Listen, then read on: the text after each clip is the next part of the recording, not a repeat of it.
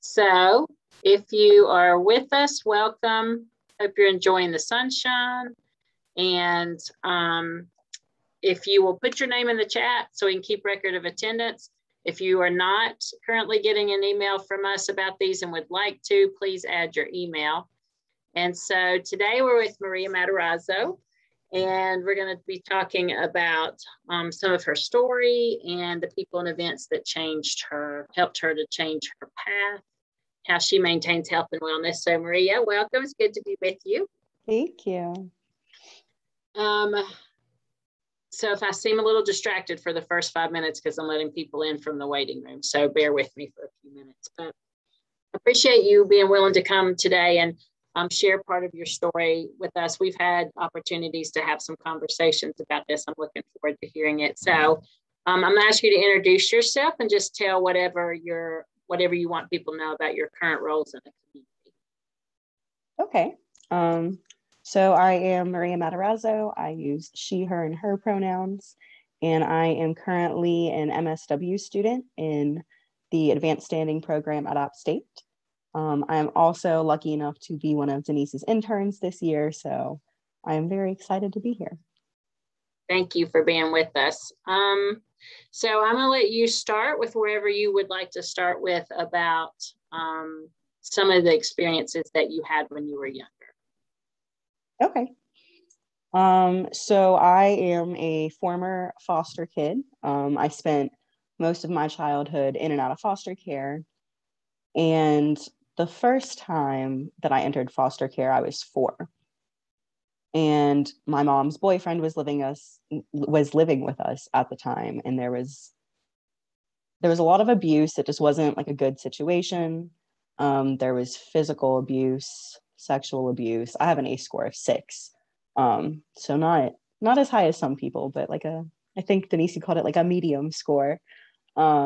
Well, significant. Anything, if you don't know and you're on this call, so what we're talking about when we say ACE scores are, excuse me, Maria, why I interrupt you for a second. So they're the original ACEs list of 10 events that could be considered to be traumatic in childhood: physical, emotional, sexual abuse, physical, emotional neglect, having a parent with an addiction, a mental illness, seeing your mother be physically abused, divorce, or having a parent who's incarcerated. So 60% of us have had at least one traumatic event by the time we're 18. And for those of us who have 4 or more, it significantly increases our chances for physical, long-term health problems and those social problems like joblessness and homelessness and addiction and mental health issues. So anything more than 4 can be considered significant. So now, sorry to interrupt you. Go ahead. You're fine. I'd actually never heard of ACEs until I came to App State, and then I was kind of obsessed with it for a little bit. So I have an ACE score of 6, and I think the biggest thing that I remember about the first time I went into foster care was I had no idea it was going to happen. This lady with curly hair and big glasses came to our door, and I just thought she was my mom's friend. And she basically said, "You have 15 minutes to get all your things. We're leaving." So I had no idea what was going on. I was 4 at the time, and it was traumatic to say the least. They give you a trash bag. For those of you that don't know, they gave me a trash bag, and they said, "You have 15 minutes to put all your things in this trash bag." And I guess after years of therapy, what I've learned that I've kind of internalized from that was you are trash. And that's what I took from that, which is not a healthy way to think, but it was a message that I believed for a really long time. Well, and you were 4. So what 4-year-old knows how to pack their stuff in a trash bag like that? I probably just grabbed stuffed animals, if I'm honest. I'm sure someone else grabbed clothes. I don't even remember. Yeah, I'm sure. So, have you read, there's a book.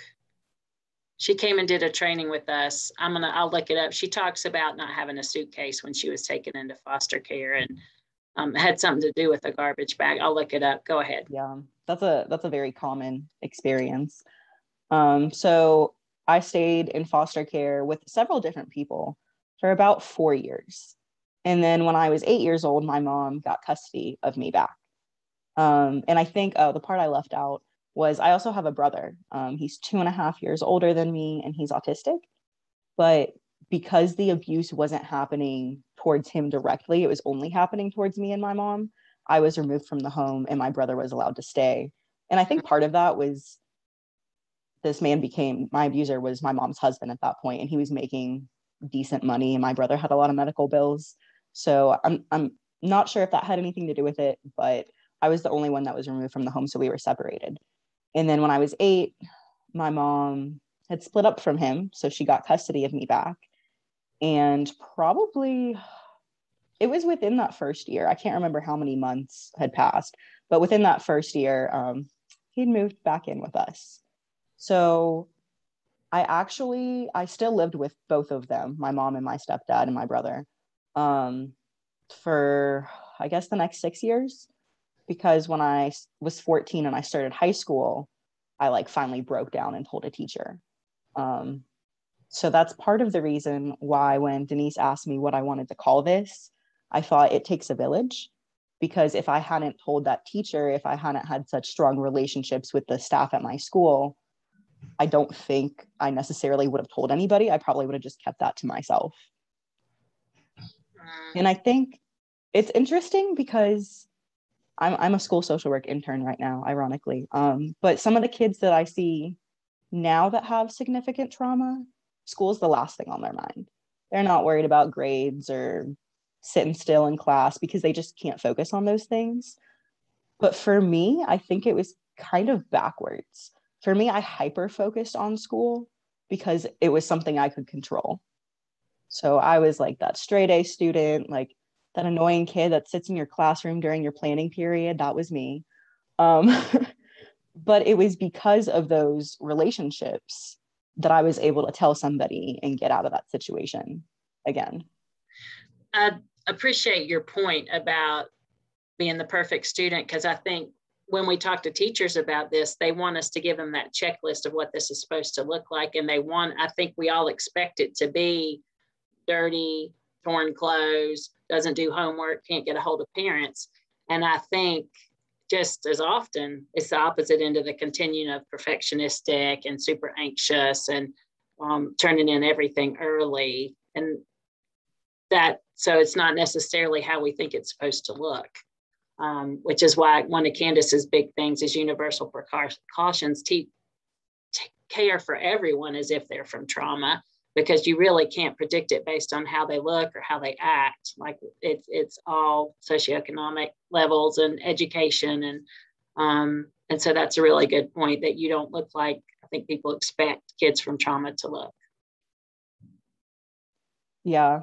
And I think another thing is I was into a lot of extracurricular activities because it was less time than I was at home. So I did like softball, Girl Scouts, soccer. I think I joined chess club, like anything that got me out of the house. I was there, I was doing it. So around high school, I started hanging out with kids I probably shouldn't have been hanging out with. And I got really into drugs at the time. I was moved to an alternative high school because I had so many absences. And it was weird because I went from like one end of the spectrum to the other. And I'm not really sure like why that happened. I think it might have just been the people that I was hanging out with, which just shows you like how important the people around you can influence you. So I was at an alternative high school for 2 years, my sophomore and my junior years. And then I got to go back to my regular high school and graduate with the rest of them. But something that Ryan Carver, I think, actually said last week was that his drug of choice was more. It was like anything he could get his hands on. And I really related to that because at the time I was like 16, 17, and I lived in Charlotte. So I feel like it was very easy for me to get those things, have access to those things. And then when I was 19, after I graduated high school, I was on a very high dose of Prozac. And when I went to go switch medications because I didn't like that anymore, they just took me off Prozac and put me on something else. I think it was Cymbalta, cold turkey. And I know like my brain was not fully developed at 19. Like I should not have been on that much medication to begin with. And then if anything, I feel like I should have been weaned off. But basically what happened was within 5 days of taking this new medication, I had a suicide attempt. So it very drastically changed my brain chemistry and the way I thought about myself. And I was depressed before, but it was interesting how like some people say when they're on antidepressants, they don't feel like themselves. And I don't know how else to describe it except for that. Like you don't feel like yourself. You feel like someone else is in charge. And I actually have the date in my phone of the suicide attempt. It was December 22nd. And I have it as my survival day in my phone because every year when that comes around, it's kind of like a good reminder that like you made it, you know, like you didn't give into those thoughts or anything like that. So I feel like that's a good reminder. It was right before Christmas, which is a very common time for people to act on those things.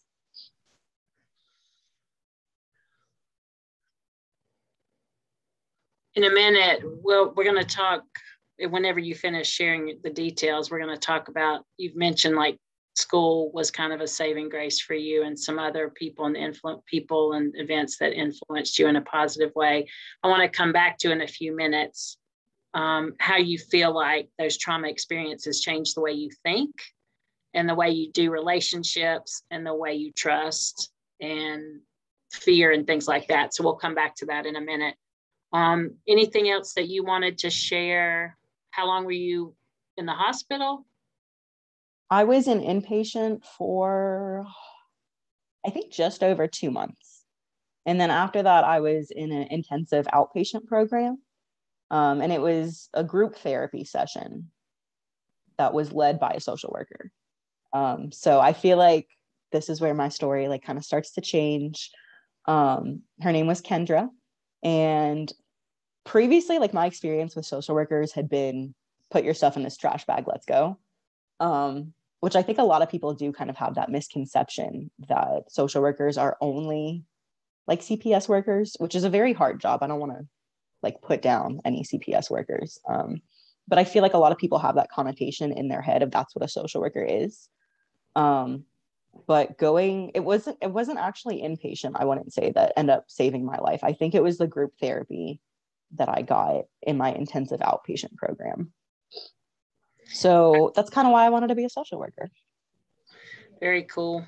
And so what was valuable for you about the group experience? I think I was definitely intimidated at first because I was 19 and they put me in the group with all the adults. So there was people in their 40s and their 50s. There was one woman who had a story very similar to mine who was, I think, like 67. So I just kind of thought that I would come in there and immediately be dismissed. Like, oh, what does this girl know? She hasn't lived any life. Like, she doesn't have any life experience. Like, her problems can't possibly be that bad. But it was actually the opposite. They all welcomed me with open arms. A lot of us had similar parts of our story, so we could relate to each other. And also, like, we spent a lot of time together. It was like 8 hours a day, 5 days. It was like a full-time job going to this, basically. And I stayed there longer than I should have. They let me stay a couple extra weeks. So I think I was in there for 5 weeks. And we all grew really, really close. But I don't know. There was something about the social worker that led it that just, I wanted to be her when I grew up. You know what I mean? Mm-hmm. Yeah. Anything else you want to share about those early experiences or those details before we move on to that the next? Sums it up. Thank you for sharing all that. Yeah. And so thinking about the people and events that changed your life, you mentioned school, how that was an escape for you and all the activities that you did. And you mentioned Kendra, the social worker that led the outpatient group. What other events or people do you give credit to kind of helping change your path? I would say that I'm very close to my brother. He's still like a big part of my life. We talk very often. And I feel like this sounds weird, but I think like anyone who's had kind of like some suicidal ideation or thoughts or anything, they'll try to rationalize it. That's like one of the things that goes through your mind. And I feel like every time I was like on the verge of doing something I'd regret, my brother always popped back into my head. So I don't know. I would say that like he's a big part of why I'm still here, even if we haven't always lived in the same house or constantly been in contact. And then also my aunt, my mom's sister, was a really big part of my life growing up. And even if like I lived at different places, she was like the one consistent person I feel like in my life that I got to see all the time. Okay. And so can you share with me some about how, because we talk on this Wednesday conversation a lot about how trauma histories make, contribute to us thinking differently, or fear and risk and trust and thinking and behavior. So what do you notice those early experiences, how has that impacted your relationships or the way you do things today? I'm definitely like, I have trust issues. I'll just come out and say it. It is a lot harder for me to trust people. Something I saw recently, it was on social media actually, and it was posted by an LCSW, and she said, think back to when you felt most loved as a child. And that like blew my mind because I thought about when I felt most loved as a child. And it was usually when I was seen and not heard, when I did things perfectly, when I was out of the way, didn't make mistakes. So that kind of translated into my adult behavior. And while like those things, me putting other people's needs before mine and things like that, like keeping my emotions to myself, those were survival tactics that I learned along the way. And that might have served me well in foster care or when I was a kid. But those things don't work out very well in adulthood. So I know something that you say a lot is like the part of your brain that was engineered in trauma. I have that same little piece of my brain. And I definitely still struggle with things sometimes. Like anytime a minor inconvenience happens, that part of my brain is like, oh, you could just go down to Charlotte. You still know where to get all these things if you wanted to do something stupid. And then like the new part of my brain has to be like, absolutely not. Like you've worked too hard to get where you are. But I don't, it's like a constant reminder. And I feel like a lot of people don't realize that. It's not like poof, like you go to therapy and you're better and everything's fine. It's very much every single day. Like you're still actively trying to work on those behaviors. Yeah, I agree with that. It's like I compare it to a peach pit, the part of my brain that was engineered in trauma. And I do sometimes feel like it gets smaller, but I also sometimes feel like it gets bigger. Like when something happens that I perceive to be a threat and I react to it, I feel that thing, growing in proportional size. I read a quote the other day, was actually a TED talk on trauma. And she said, the damage was done in our trusting relationships. And so the healing has to be done through trusting relationships. And that really, I hadn't heard it said quite like that.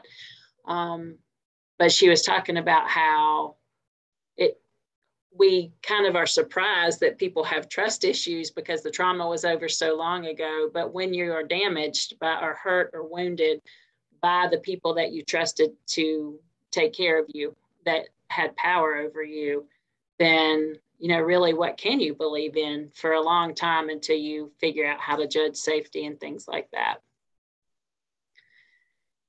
So school, social worker, thinking thought patterns is what we had gotten to.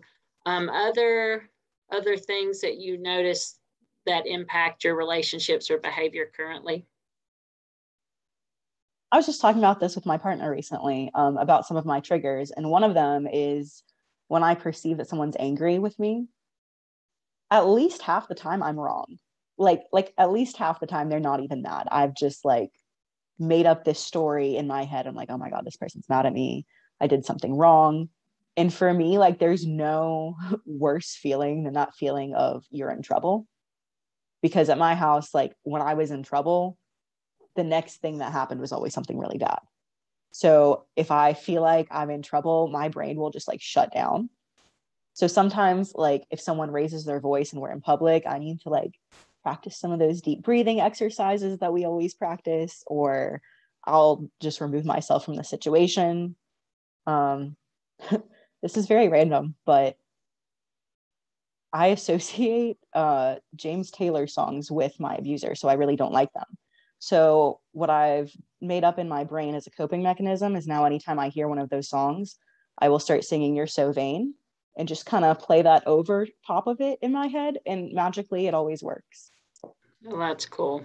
Yeah, we definitely develop those coping behaviors and skills to try to help compensate. I know people say not to take the ACEs survey without taking the resilience survey. And so I'm just struck by all the things that you've said about wanting to go to school and doing work to such a high standard, and wanting to make sure that you were doing the right thing, and even down to coming up with another song. So all those pockets of resilience that kind of help us compensate for the trauma. Any other things that you think kind of helped put you on a different path? I don't know. I think I was just really lucky to have people in my life that I guess noticed the little signs. Like, I don't know. I've had softball coaches who I've had like really close relationships with, where like they could kind of tell that something was wrong, or like the teacher that noticed that like I stayed after school longer than the other kids. And I think just like the people that took the time to notice those things and then act upon them, and actually either like come up to me and talk to me about it, or like go to an administrator or something like that. At the time, I probably hated it. I mean, I did not want people to help me. I did not want anyone to know. I didn't want to burden anybody. But like looking back at it now, I'm definitely thankful that I had people like that in my life. We've had several people on here talking about how school was a safe place, and how sometimes people didn't even ask them. They just could go and cry in their office. And so if you're talking to, like, if to the adults on this call who are wondering how best to approach a child who's having trauma experiences, like, what was the most helpful for you? Was it being left alone and having a safe space? Was it having somebody ask you directly? I know we're all raised with the message of don't tell. So we all know that really well. So what was the most helpful thing for you that an adult did to connect with you? We have this thing in social work where it's like you meet the person where they're at. And I feel like that was a big part of it, just meeting me where I was at. Some days I did just want to come in a classroom and cry. Some days I would talk a little bit more about what happened. And I think just like allowing that space for whatever happens. So if you're working with a child that you think something terrible has happened to them, just let them exist near you. Like you don't have to pressure them. You don't have to ask them a million questions. And then also I think like don't have expectations. Like don't be mad if they don't tell you, or don't, if they do tell you, then you need to be prepared to like react to that, I guess, but not in a way, I don't know what I'm saying.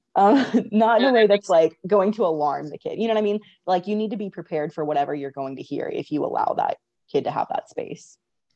I don't know if you've heard me tell this story. I'm thinking not, but our very first conference we did, we had somebody come from the National Child Traumatic Stress Network, and he was telling a story about a young male who was in therapy with like his seventh therapist. And he started talking about sexual abuse. And the therapist was thinking to themselves, I don't remember anything about sexual abuse in the notes, but listened to what the child had to say. And when the session was over, went back and read through, the file was like 6 inches thick, was reading through, and it's like, I do not see anything about sexual abuse here. And so the next session with the child, he said, I really appreciate you sharing this with me. I'm curious, have you not shared this with anybody before? And he was like, no. And he said, can you help me understand that? And he said, they weren't strong enough to carry it. And so that really spoke to me about, we have to be ready for the story that we're going to be handed. And even if we can't handle it or manage it, know who we're going to pull in to help carry and manage it. Because whether it's kids or whatever age you are, I think we know what the person we're sitting across from is capable of handling, and sometimes try to protect them rather than letting them to protect us. Yeah, definitely. Kids are more perceptive than we think they are. Yeah, I love what you said about just let them exist near you. And I also like what you said about be ready for whatever it is they need that day. I think we want it to be this black and white flow chart of, all these easy, concrete answers. So it could be that one day they need a safe place to just sit and be quiet. And it could be another day that they're ready to tell something, but not much. It reminds me of a training I was in one time where they talked about letting people have choice and power. And that every 15 minutes when we're with somebody, we should be saying, are you okay with this? What do you need now? Which is so much more frequently than I was at least trained to do. And so, you can even ask a child or somebody that you're with, do you want to talk about it? Or do you just want to sit quietly, and let them choose which one that day that they may want to do. I like the way you said that. Just let them exist near you. So thinking about how you stay healthy and well now, you've talked about some of the self-talk you do in your head. You've come too far, to continue to make good choices. But what are things that you do to stay well and balanced and healthy now? I knew you were going to ask me this question, and I really want to be the kind of person that's like, I go on hikes and I love being outside and I always exercise 30 minutes a day. I'm not that person. I think for me, something that's really big in my life is music. And I've talked about this with you before. Sometimes when I listen to songs, I will, I guess, overanalyze the lyrics, or like hyper focus on the lyrics and what they mean and try to apply it to something. I don't know why my brain's like this.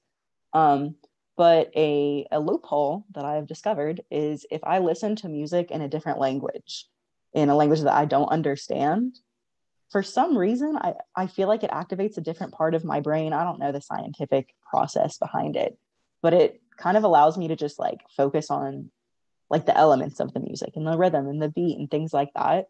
And I feel like it helps me relax more. So I just randomly discovered that. But some of the things I've been listening to lately are like music from Mandarin artists, or Maori, which is the native people of New Zealand. I've also listened to like Farsi music lately, just all kinds of just random things. And I feel like it helps me get out of my head. Yeah, that makes sense, actually. When we were talking about this before, that had never occurred to me that you could hyper focus on the lyrics and get so caught up in what the meaning was that it ceased to be able to be relaxing to you. So that was so interesting to me. And how lucky that you discovered, a way you could still listen to music and get the relaxation piece as well. Any other things that you do to try to help yourself stay well? I would say I'm very lucky that I have a very supportive partner. So sometimes he will notice something before I do. Like there was one day a couple of weeks ago where I came home and I was just really stressed out about something. And he didn't really have to say anything. He just like went to the bathroom, ran me a bath, lit a candle. And I was like, oh my gosh, like no one's ever done this for me before. So I think having other people that like kind of know when you need that extra support is also a really big deal, because God knows I'm not going to slow down. You know what I mean? Like I need someone else to like shake me and be like, you need to calm down. Yeah. One of our first Wednesday conversations, Mary McKinney talked about, I don't think she's on today, talked about relational care and community care, and how self-care is so, at least for some of us, is such a trigger. One more thing we have to do, one more thing we're responsible for alone. But that relational care and community care, you have support in making healthy choices, and someone who can remind you if you forget to sit down or go to bed at a good time for you. So yeah, that's a concept we've been talking about for several months now. And so I've said before, you've heard me say it, there's the list of things that we do, but then there's how we know when to do them. And so what are your triggers or your cues that you may need to do something your own wellness? For me, I'm definitely like a really big crybaby. When I get to the point where like, I don't know, like the Folgers coffee commercial is making me cry, like I've probably gone too far. You know what I mean? So when I get like overly sensitive, I know I need to practice some of those self-care habits. And then also I want to sleep all the time. And like sometimes it is related to the weather. So I do have to be mindful of, just because you're tired all the time doesn't necessarily mean that you need more self-care. But like when I just want to come home and like the first thing I do is sleep, I don't want to do any homework, I don't want to do anything, I don't want to talk to anybody, I just want to go lay down. That's usually like the biggest sign for me that I notice that something's wrong. Yeah, makes sense. Um, let's see. We've talked about some of your story. We've talked about the people and events. We've talked about how you think it impacts your relationships. Another quote that I've read recently was, trauma work is not just about healing the trauma that happened. It's also about helping people stop doing the damage that they're currently doing to themselves and to others trying to deal with the trauma that happened. So you said something about thinking you were done or something like that. And it just reminded me of I've been in therapy 3 times. I'm in there for my 4th time. And in between my 3rd and 4th time, I was like, I am a finished product. I have no more growing to do. I am who I am. This is not going to change. And then going back into therapy, it's not even been a year, and the enormous amount of, because it's a trauma therapist, work that I've done since then. So, most people on here have talked about therapy and how critical it is to changing the way they think about things. Do you have any thoughts about therapy or other kinds of formal helping, things like that? I think therapy is great. I've been to therapy a few times. I also think it is not a resource that is readily accessible to people. I know that's something that's been talked about here as well. I am in contact with a new therapist, so fingers crossed. But I think it's really overwhelming. Like when some people go to therapy because they've got like an issue in their life, some people go to therapy because they want to stay healthy. But I think for a lot of people, therapy is kind of seen as like this last resort. And usually when you get to that point, you're not going to sit through and scroll through a million like Psychology Today profiles. I mean, like it's just not something you have like the emotional capacity to do. Like for me, I really just want someone to be like, this is the person, go to them, they'll fix you. Like I don't want to sit there and like I've had therapists that I just didn't like before. I had the last therapist I went to talked about herself for most of our sessions, so that wasn't a good fit for me either. And I feel like telling my story over and over to every new therapist is just exhausting. So in the future, I might just send them this recording. Oh, there you go. Okay, it's a good place to start. And not only because I love therapy as well, but do you have insurance? Or therapists taking new clients? My 17-year-old has been in therapy for about a year, and she's like, it makes me feel like I'm supposed to have my breakdown on Tuesdays at 4:00. She's like, there's all the other hours of the week, that I need support too. So definitely think of it as maybe one resource in a whole toolbox full of things, that are helpful. But yeah, I love therapy too. Yeah, I had a really good one in Charlotte. So yeah, and it's good when you can have a good one, for sure. I mean, you working in the schools with us right now, and you see that sometimes personalities don't mesh. I guess that's one thing I'd like to say too, whether it's therapy or medication or a certain kind of type of therapy, it may not be the first attempt at something. You may have to try some different therapists or some different medications or some different treatment modalities before you find the thing that works for you. And that's not necessarily a bad thing. Like, that's really normal. Oh yeah, I've been on like at least 6 different antidepressants. I was on an antipsychotic. I've been on all of the things you could be on. Well, and you're very open and honest about your experiences and where you are now. You've helped us a lot with the Community Mental Health Project. We're trying to normalize that people have, I call them mental health disruptions, and that, that's not only okay or normal for people to struggle, but just to get help and to engage with people who can help. Any thoughts about what that project can do for someone as opposed to someone who lives in a community where it's a little more stigmatized? Yeah, I know stigma was something in my family that kind of kept me from getting help maybe sooner than I needed to. I come from a family where it's very much like you sweep things under the rug, you don't talk about it, you don't tell anyone. And I remember just a couple of years ago, my aunt, the one that I'm really close with, said something and she was like, oh yeah, like my fourth therapist that I went to, blah, blah, blah, blah, blah. And I was like, wait a minute, you go to therapy? And she was like, oh yeah, like I'm on like my seventh one now. And I was just like, oh my gosh, like this person that I look up to is going to therapy. And like, I don't know, I feel like that would have changed my opinion of it had I known that sooner.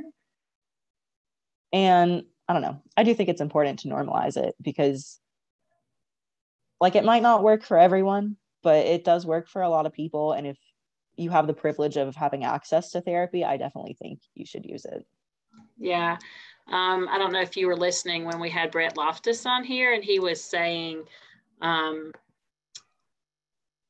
it's so important to him to normalize it that on Wednesdays when he has therapy, he walks out of his office of however many people and he's like, so I'm going to therapy now. If you have a therapist and you haven't been to therapy lately, I ask that you consider making an appointment. I also noticed that many of you have not been to me for help lately. And so I'm hoping to see you by the end of the week so we can work out whatever issues you're having together. So really a culture of we're going to need help. It's not if, but when, and that therapy is okay and that we all struggle. And I just really love the way he builds that culture of acceptance and it being normal. Yeah, I frequently tell people, I'm like, oh, something I heard my therapist say. And like I get different reactions in different circles, in like a social work classroom, people aren't surprised, but sometimes I'll say it somewhere else and they're like, oh, this girl's crazy, she's going to therapy. Yes, I do. So any other thought, let's see, anything you'd like to share that I didn't think to ask you about? I mean, I could always use this opportunity to talk a little bit more about foster care. Okay. So something that I feel like keeps me going a lot, especially in grad school, which is very difficult, is that like statistically, the odds of me being here are very unlikely. So about 60% of boys who age out of the foster care system will be convicted of a crime at some point in their lives.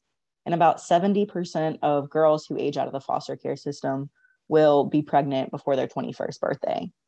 So I don't know if that's something that's like common knowledge, but like statistically, I'm more likely to be in jail than I am in grad school right now. So if you're interested in becoming foster parents, I know Jessica Weinberger over at the Watauga DSS is wonderful. I saw something the other day. It was either 60 or 80. I think 80. About 80 kids that are currently in foster care in Watauga County right now. And also just advocate for fostering teens. I was 14 the second time I went into foster care, and I'm sure a lot of people probably passed up that opportunity because I mean, like anyone that's had teenagers, Denise, we're exhausting. But teens still need that help, like more than like, not more, but like just as much as any other age group. And I feel like that's something that's not talked about a lot. Like I aged out of the foster care system when I was 17 and I was just pretty much on my own after that. That should not have happened. Like I should not have been a 17-year-old free in the world. I made some really bad choices and I did get help at different points along the way.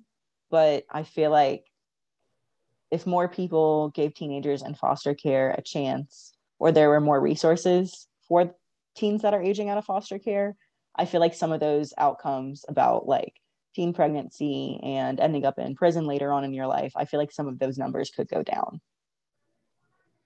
Thank you for mentioning that. We've had Jessica on here, who not only is the foster care worker, but has ACEs herself. And we had Zach, who was in the foster care system in Watauga County. And so, and Candace, by the way, put in the chat the title of the book that I was referring to at the beginning of this conversation. Her name is Shenandoah Sheffalo, which has to be one of the coolest names I've ever heard in my life. And so she works with Brett Loftus' organization, and wrote a book about her experiences in foster care. And so one of the things that Zach had said was, there's this overwhelming lack of, on the child's behalf, lack of value, lack of confidence. And, on the adult side, that confusion about what's healthy for me to expect of this child. Are they even capable of performing or doing what they need to do? And so just a general, on both sides of that story, a lot of pain and struggle with how to best support a kid that's in foster care. So I appreciate you bringing that up. Yeah, I know they're currently collecting toys and clothes for the kids in Watauga County foster care. So if you guys would like to donate, I'm sure they would appreciate that. Thank you for mentioning it. I'm going to put Jessica's phone number in the chat. At Social Services, if you want to apply to be a foster parent or do something to help out for the holidays. She is always happy to have help with those things. She does a lot of training with her foster care parents about trauma and how to have support. I enjoy working with her a lot. That was a good plug for foster care parents and understanding. Any other things that you'd like to share with us? Can't think of anything. Any idea? I didn't tell you I was going to ask you. Any idea what you want to do next in your world with your social work degree? Oh, I was just talking to an old coworker about this. I'd love to work with teenagers in some capacity. But I don't know. I've also done like community mental health, and I really like that. That's part of the reason I picked social work, is because there's so many different things that you can do. I am planning on staying in Boone though. So if you guys are hiring in May, hit me up. But yeah, no, I think I'd be happy in a variety of settings. But I do really love working with like kids and preteens and teenagers and that population. Yeah. You had mentioned about teenagers and how they still need help too. And I have to say that my not so much my son, but my daughter, those 3 years, like from 14 to 17, the only thing that was more intense with her in her entire life was like 3 to 4. Like teenage years remind me so much of that 3-year-old stage where they're trying to separate from us and having temper tantrums and pitching fits and not able to articulate what they want and need. It felt so much to me like being the parent of a toddler. So I agree. I think it's so ironic that somehow the universe gives our 13 to 18-year-olds the most hormones with the least amount of judgment. Like what kind of mix up was that? So I agree, teens need a lot of support and understandings. There's a comment in the chat. If anybody has a question for Maria, you're welcome to type it into the chat. There was a comment about, I will copy and paste all the chat comments into an email for Maria so she can leave later. There was a comment about Christine's son for Boy Scouts or Eagle Scouts was collecting suitcases and backpacks for foster care children. So if you haven't read that book by Shenandoah, it's powerful for sure. Maria, thank you for being with us and sharing part of your story. I appreciate it so much, and look forward to seeing what you do. I think it's going to be good. So thanks for taking time to be with us today. Thank you for having me. Anybody, if you want to say something to Maria, you're welcome to type it into the chat. And appreciate you being with us today. One thing I do want to ask people to think about, and I'm going to send an email about this too. When I initially started WCCI Wednesday Conversations, it was because we were going into the pandemic and decided to cancel the conference for the spring of 2020. And so in my mind, I wanted to keep WCCI in the forefront of everybody's minds during that time. And so I planned to do it until the next conference that we had, which was back in April. And so we went on past April. We're coming up to the next April, 2 years later. And so I think we've done something like 80 sessions. And so trying to decide what to do with ourselves now. I'm feeling like I've done about all I know to do. And so I said to Kelly Reed Ashcraft, I'm thinking about maybe stopping, maybe at the beginning of the year. And she said, well, put it out there to everybody on Wednesday Conversations and leadership WCCI and WCCI members, because it's so powerful. It's honestly one of the most powerful sets of experiences of my entire life. So I'm having some ambivalence about whether to end or see if people are willing to help. So I'm just asking you to consider if you might want to help continue these conversations on for a period of time. You're welcome to email me or call me to talk to me about it. So we're going to be thinking about that and open to whatever it appears like is our best route to go. So just putting that out there to everybody. Thank you again, Maria, and to everybody who's with us today. I hope you have a good rest of the day and rest of the week, and I look forward to seeing everybody next Wednesday. I'm going to turn off the recording.